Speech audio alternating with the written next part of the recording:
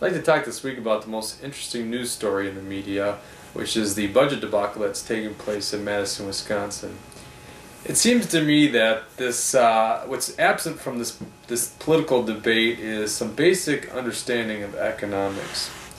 The proposed budget in Wisconsin is geared towards public sector employees whose benefits and wages are paid for by the private sector business community. Now our federal government operates under this premise that we don't need a balance of budget because we can always go to the Chinese, they're still willing to lend to us, and we can inflate our currency by the Federal Reserve.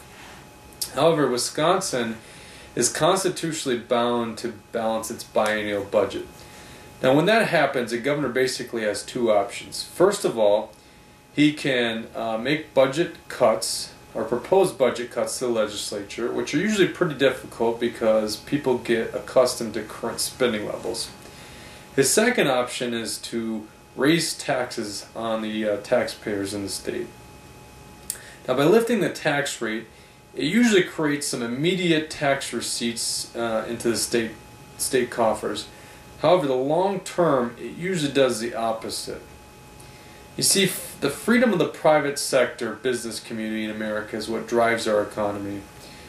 When government employee benefits are raised, the private sector ends up paying for these benefits.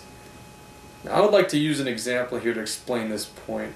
Let's assume that in a government, all expenditures are represented by one teacher's pay, and all revenue comes from one source, and that source is an employer who employs 10 people.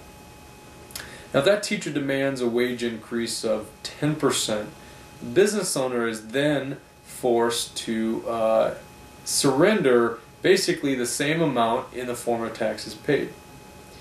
Unfortunate for him, he was just making ends meet, and that increased tax forces him to have to fire one of his employees. In this simple example, we see the growth in government is actually doing the opposite to the private sector. Some people would say my example is very elementary, which it is, and then they would assert that it doesn't really apply to the big picture, but this couldn't be further from the truth. Most politicians and economists have trouble understanding this basic concept and how it applies to the overall economy. See, when taxes are raised, it's easy to champion yourself as the hero for whatever that spending project is, and in this case, teachers' wages or teachers' benefits. So you can easily be the guy that champions for the 10% increase in wages, and it's easy to see because it comes out of the state budget. However, what is actually very difficult, if not impossible to see, is the effects it has on the private sector, because this increase in taxes that are levied on them is spread amongst so many different industries. A hike in taxes may force a cheese processing plant to fire one employee. It might make the car dealership down the road reduce employee health benefits. And at the same time, a new factory in town might have only the ability to hire 3 employees, even though it originally was planning on hiring 4. After all, these businesses have less operating money because they had to pay the government. One other topic I think that's worth mentioning here is how collective bargaining is being labeled as a basic human right. This is so flawed. Public sector unions represent public sector employees.